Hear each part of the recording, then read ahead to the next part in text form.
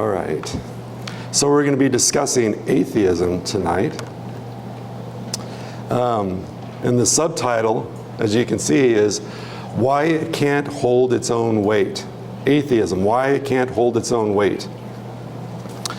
So, of course, the area of disagreement between atheists and theists, the atheist claims that God does not exist, or at least a more, not as strong of a claim. An atheist will make not as strong of a claim. They don't try to prove that God does not exist. They simply say that there's not enough evidence to believe that God exists. So that's their first claim. The theistic claim is that God does exist. He has provided ample evidence of his existence in his creation and in his revelation. So that would be general revelation and special revelation. So, God does not exist. The atheist claim God does exist. The theist claim. That's the general area of disagreement between Christians and atheists. But there are actually areas of agreement between atheists and theists. Number one, the affirmation of God's existence and the denial of his existence are mutually exclusive. So both theists and atheists would, there would be agreement on point number one there. The affirmation of God's existence and the denial of his existence are mutually exclusive. So both atheists and theists believe in the law of non-contradiction. That's what that is, the law of non-contradiction. God cannot both exist and not exist at the same time in the same way. So one of us is wrong and one of us is right. They agree with that. So number two, we both assume the authority of reason. So in other words, proving something rationally actually proves something. Proving something rationally actually proves something. So if either the atheist or the theist, if they don't believe in the authority of reason, then there is no sense in either of us providing reasons for or against the existence of God. It's a useless endeavor. Because we believe in the authority of reason, we believe that genuine, true debate is actually possible. Have any of you met atheists who want to prove to you that there is no evidence for God? Have any of you run into a person like that? They want to try to prove something. So these atheists believe that true debate is possible, same as we do, and the rational thinking is possible, and if you prove something rationally, you prove it in actuality. So number three, we both assume that our reasoning has validity and that our thoughts about the world can have genuine insight into the true nature of things. They believe that, and we believe that. We both believe that genuine debate between two distinct positions is possible. Now this all seems like duh, right? but I think it's important for us to note that the atheists agree with all this stuff, as well as the theists. And I'll explain to you why the duh becomes suddenly important as you're talking to the atheist. Since we agree that such a thing is true, number five, since we agree that such a thing as true debate exists, it follows that at least at some level, we necessarily agree on the preconditions of debate. So we necessarily agree on the preconditions of debate. And I know this is a very broad question, so it's okay if you're stumped here at the beginning, unless you've been through something like this. But what are the preconditions of debate? What are the preconditions of debate? In order to have a debate, what must be true? In other words, what things need to be true in order for debate to actually be possible? Can you think of any? The words have meaning. The words have meaning, yes. The words have meaning. Somebody else said something. Logic, Truth.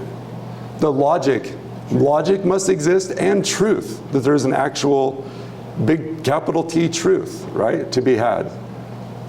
Not our own personal truth. Otherwise, why would they argue with us? Right. Yeah. What else? What else needs to be true for debate to actually take place? Disagreement. Yeah, that there are two positions that conflict. They can't both be true at the same time. Is that what you mean? Yeah.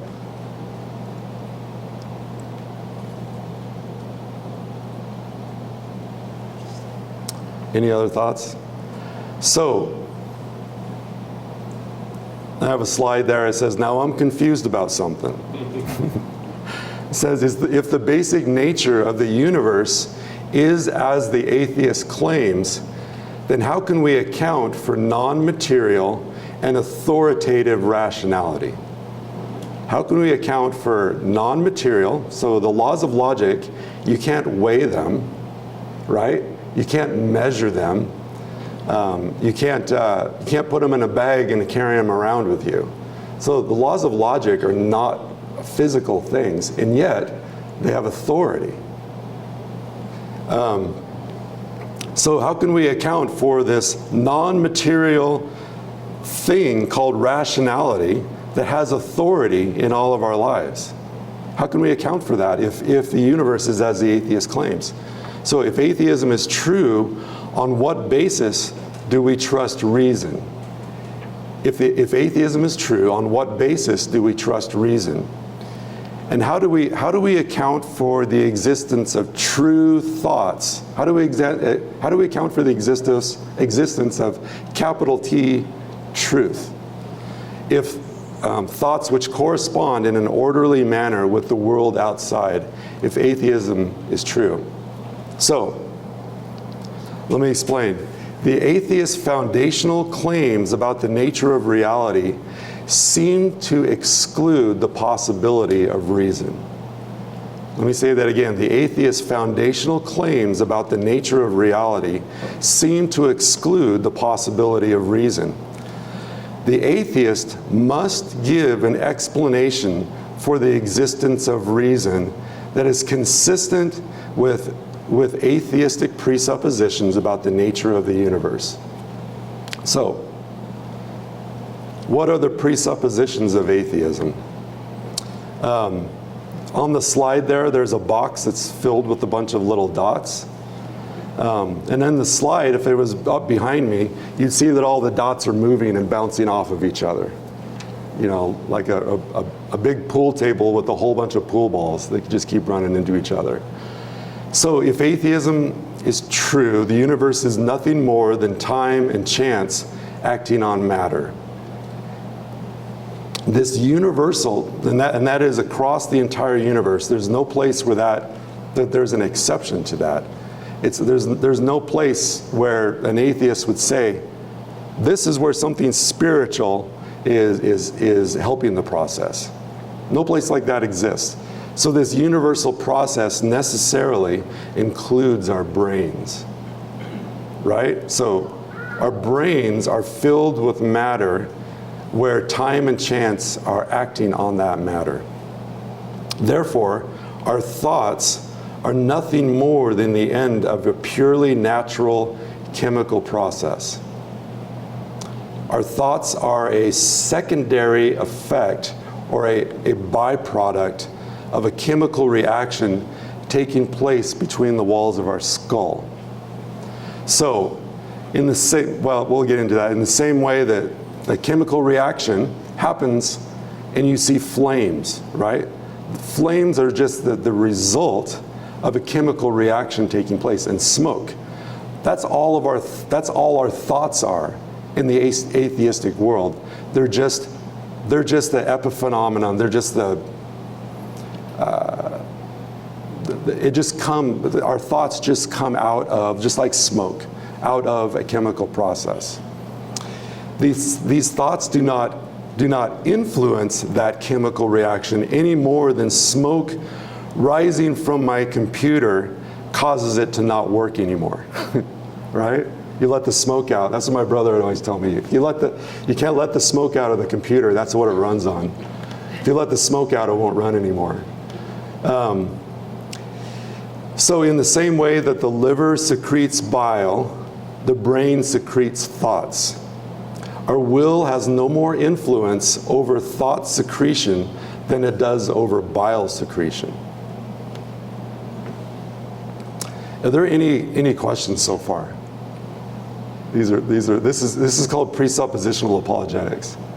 Any questions or thoughts so far? All right. So, the atheistic presuppositions, what do they mean? If atheistic presuppositions are true, then my eyes are hazel. The property of hazelness is a result of the arrangement of the molecules situated in the two round spaces located in the front of my skull. So, it's just the arrangement of molecules happens to reflect a certain kind of light, which is, we call hazel, because of the chemical arrangement of my eyeball.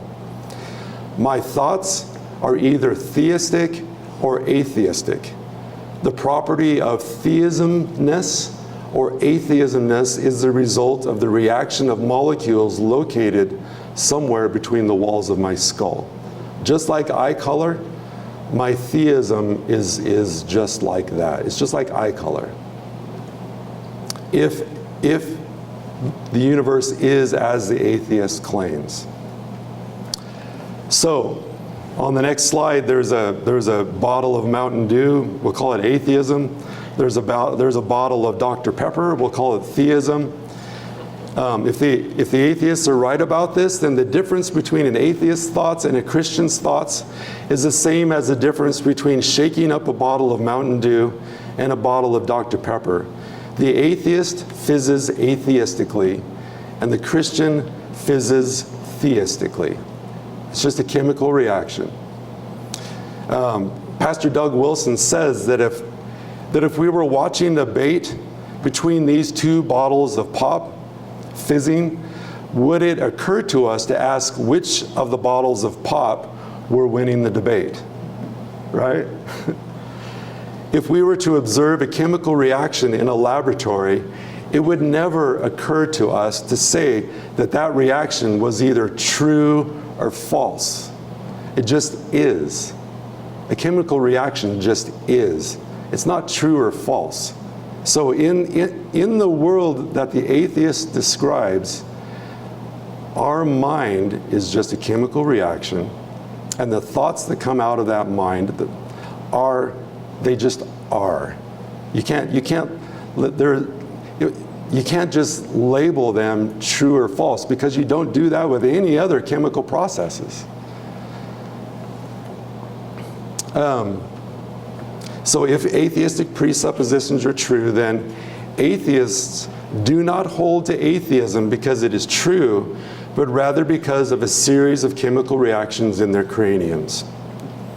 We just happen to have a different set of chemical reactions taking place in our heads as Christians, called the Christian theism chemical reaction. We have two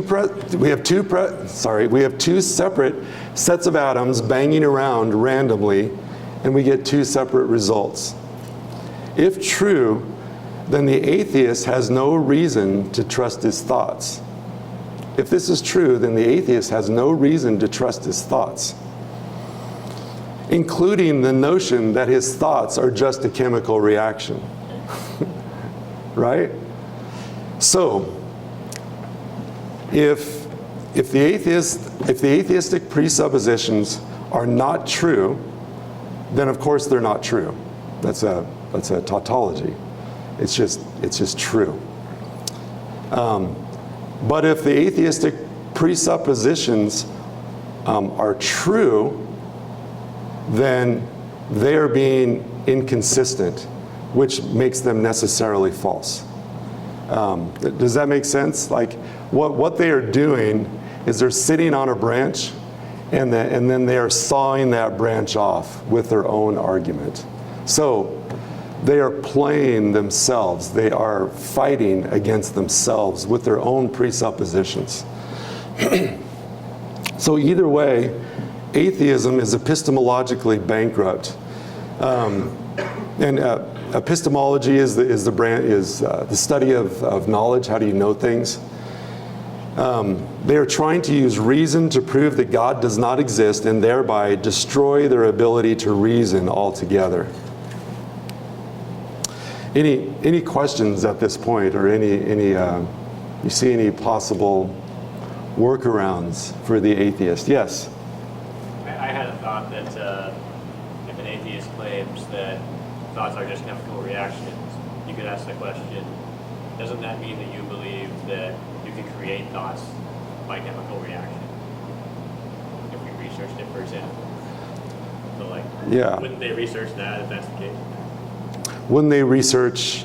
Wouldn't it make sense for them to research if you can make thoughts with chemical reactions, because that's what they believe? They believe that you can make that you can actually make thoughts with chemical reactions. How would you answer that? There isn't an answer to it. There isn't an answer to it. Yeah. There's I guess I would ask them, can you explain to me another chemical reaction where the results of that reaction actually affect and change the reaction itself? So does the smoke that comes off the fire, does it somehow go back and affect the reaction itself in some way? You know, without, of course, if you take the smoke and you feed that back into the fire in some way, that will cause the fire to choke because there won't be enough oxygen. But what's happening is you have a human being, an intelligent source, feeding that smoke back in order to change the chemical reaction. So it's kind of what you're saying. You have an intelligent agent that is affecting the chemical reaction, but it doesn't happen on its own, naturally. Kelly? Yes? Is there a chart of which chemical reactions create what thoughts? Is there a chart? Did y'all hear that? That's a good question. Like, is there a chart which, how did you say it again? Yeah, is there which a chart chemical? that shows which chemical reactions create which thoughts? Yeah. Like if you have a certain amount of nitrogen in your brain, you're going to be a theist, right? And if you have a certain amount of this other chemical, you're going to be an atheist, right? Is there a chemical reaction to be highly successful? Is there one of those two? So you can just be like really smart and good at everything, or IQ? Yeah. Is there a chemical reaction that is super smart? Yeah. Yes. If our thoughts are just chemical reactions, why is there so much order? Why isn't it just a bunch of gibberish in our heads? Right. Exactly. Yeah. In fact, and I'm going to say this. Let me see if I can find it. I'm going to skip ahead. Let me see if I can find it. This is something that goes along with what you just said. I have it at the end of our presentation, but I'm going to say it now. This is Pastor Doug Wilson again. He says, in order to be consistent, the atheist would have to stop making truth claims, or change his truth claims to sound more like this: there is no God because ice cream has no bones, and the higher they fly, the much. Let's see, where was I? So, questions for atheists. What is the essential difference between the thoughts in our brains and any other chemical reaction? What is the essential difference between the thoughts in our brains and any other chemical reaction? Why are some chemical reactions just there, neither true nor false, like baking soda and vinegar? You mix them together and they fizz. While other chemical reactions can be categorized as true or false. What is the difference between those chemical reactions? Why is reason more than just a complex chemical reaction? Why is reason more than just a complex chemical reaction? On what basis should we assume a correspondence between the chemical reaction taking place inside of our skulls and the actual world? What's a good reason to believe that that's the case? Explain a way that we can know things that are true that is consistent with the way that you have described the world. Time plus matter plus chance equals everything. Why is your belief in atheism more than just the result of random neurons firing in your brain? Why is your belief in atheism more than just the result of random neurons firing inside your brain? Can you think of any other questions? We've already had some brilliant questions. Kelly, I was just thinking, like, if thoughts are a result of just chemical processes in your brain, one is theistic, one is atheist, why do the atheists think that changing the theist mind would matter? It's just a result of chemical process. Yeah, like, why do you object to my chemical processes in my brain? You know, love is love. No, I'm saying, you know, thoughts are thoughts. You know, we turn it back on them. Kelly? Yes. I think the atheist thinks that they're evolving, and so their thoughts are evolving, and so somehow they can't explain it. There's a breakdown of, well, we reject thoughts that are harmful or things that are harmful, and our brain just naturally keeps going towards what is good or what they perceive as good. Yeah, so they think they're enlightened, essentially, and I think that's a hard thing to argue because we do see that, but that's because of design, not because of a random thing that happened. Right? Like we mature. Right. Right. I mean, that's just, we grow up. Right. Is that kind of? Say that's like an evolutionary survival instinct that our brain is just, you know, over millions of years learned to develop. That it's not even about reason; it's just all about evolution. Can you explain to me why, how chemical reactions learn to survive? Right? How do, like, why would a chemical reaction care? Why are they conscious? Yeah. Why did? So what they are arguing is that consciousness arises from matter when it reaches the perfect, when it reaches the right kind of arrangement. So consciousness arises from matter when it reaches the right arrangement. And you know, and Pastor Danny and I are planning on addressing this more with AI. But you hear people saying, "Is AI becoming sentient? Does it become aware of itself?"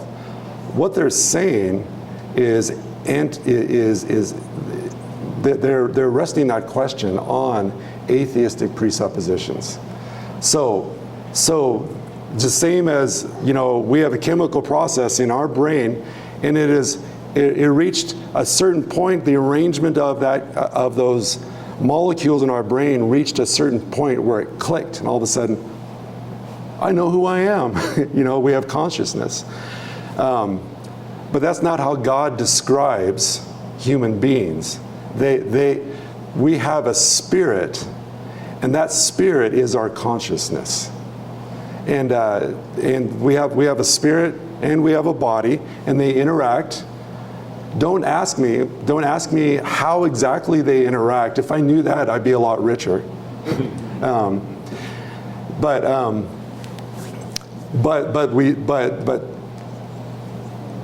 consciousness is given by God.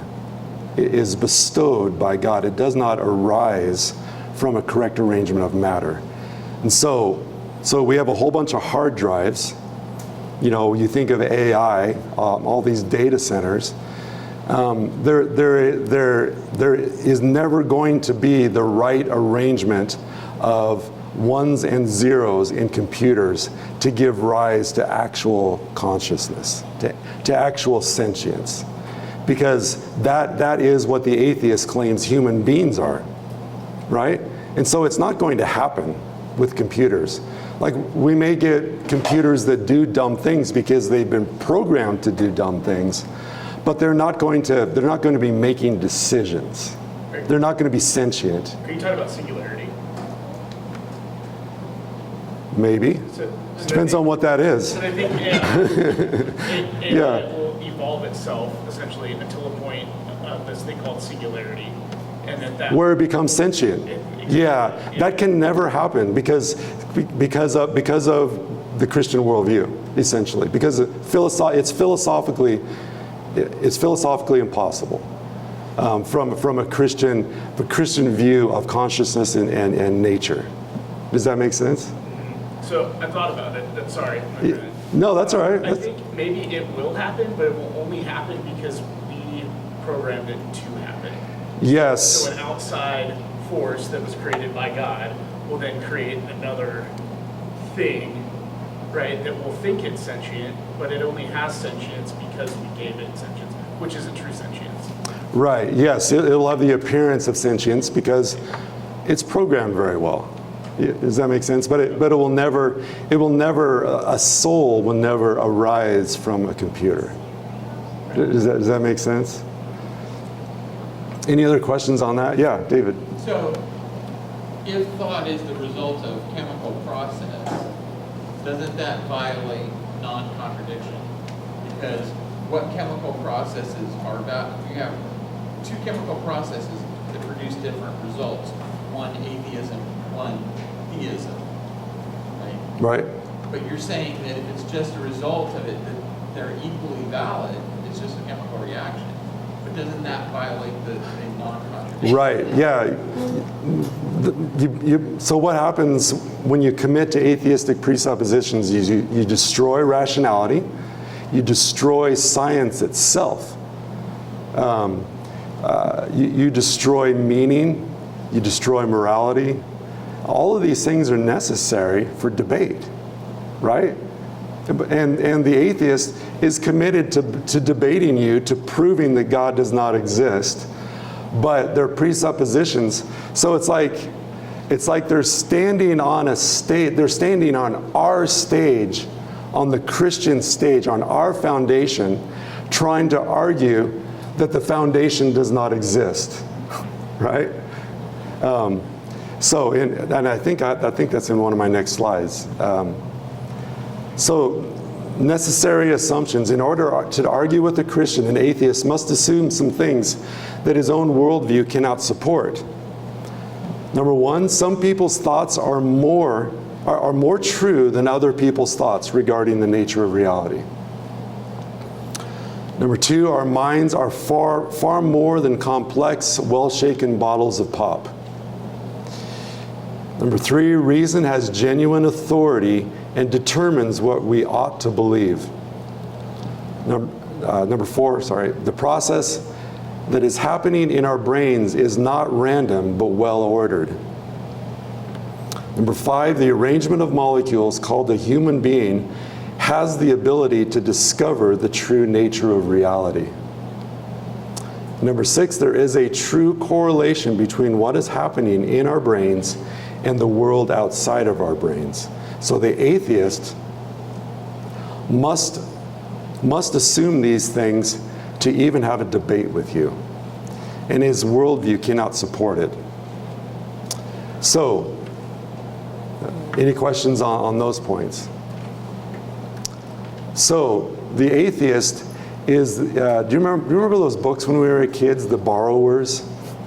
There's those little people that lived in the walls of a house and they would borrow things from the big people. That's the atheist. The atheist is a borrower, and he does it without permission. Number one, the atheists begin with an ordered and rational life of the mind and then reason backward to put in place contradictory preconditions as the basis of all things. And that's a simple way of saying that they begin with, the atheist begins with Christian presuppositions.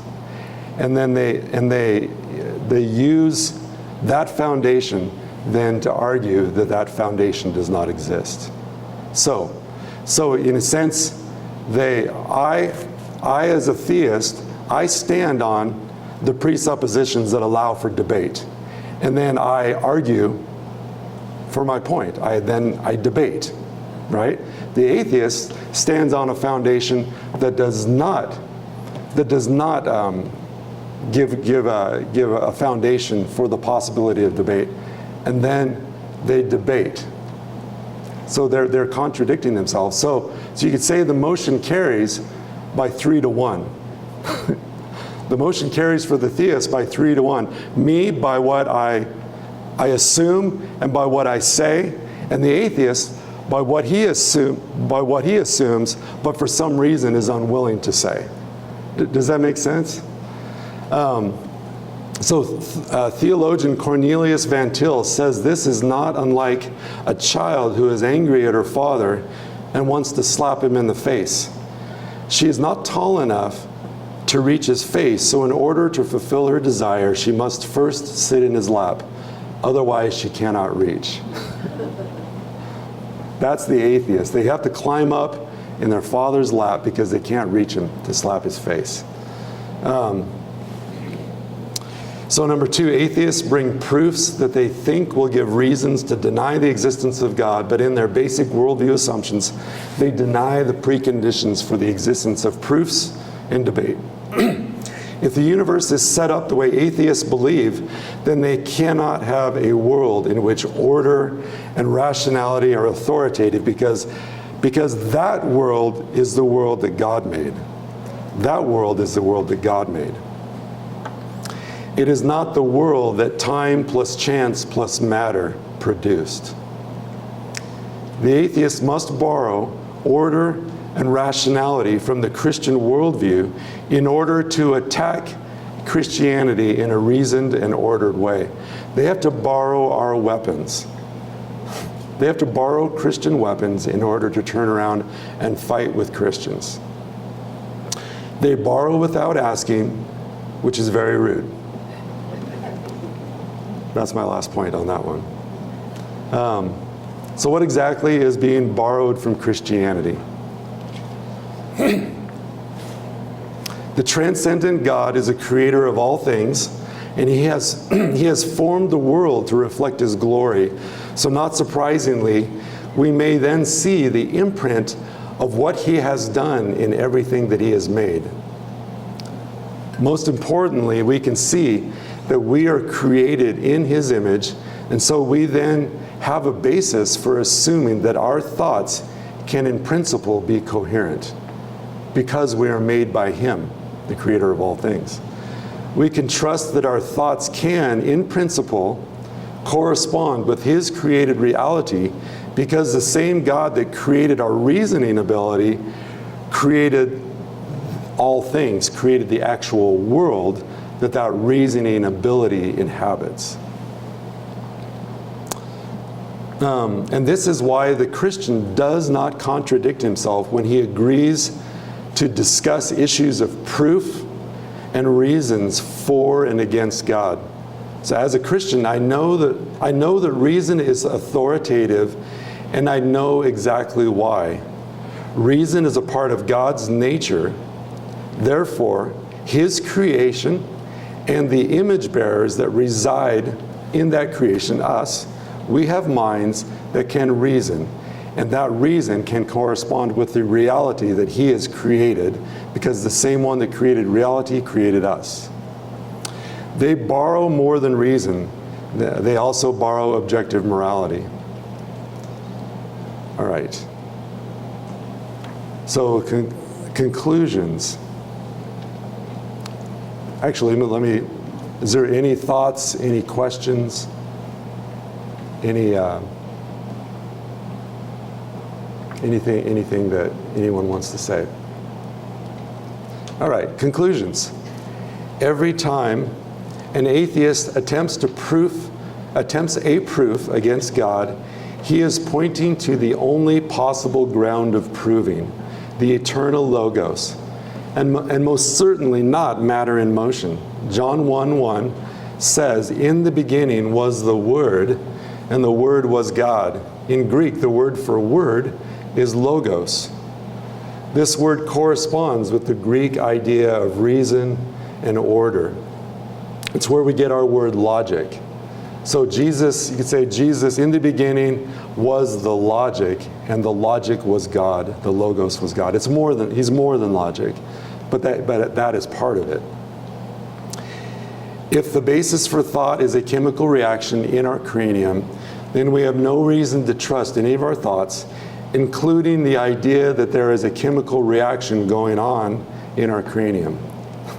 So they can't even believe their own presuppositions. So even though atheists deny it, they bear the image of God. They are trying to run from the very clothes that they're wearing. Does that make sense? Have you ever tried to run from your own clothes? Nope. We'll try it sometime. See what happens. So there is no escape from the world God made. And let's all turn over to Acts 17:28.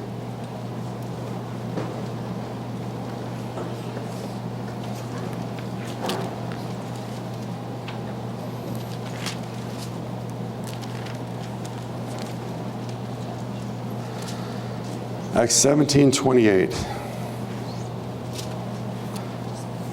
This is Paul on Mars Hill in Athens. He says, "For in him we live and move and have our being or exist. Even as some of your own poets have said, for we also are his offspring." So, we live inside of God, we move inside of God, we have our being inside of God. This means that there is no escape for the atheist from this reality. And they actually, when they come to debate with you, they are trumpeting this reality with their own actions, that they live in him and move and have their being. All right. Any questions? All right, let's pray. Lord, we thank you that you have made us the way that we are, and we thank you that because of you, we can think straight, and we can know things, and you are the foundation of our reality. Nothing can be understood apart from you. Everything was created by you and was created for you, even our reason. Lord, I pray that you would make us proficient in these things, in these ways of engaging with unbelievers in our world. Lord, help us to be wise in our words and help us to remember these things. In Jesus' name, amen.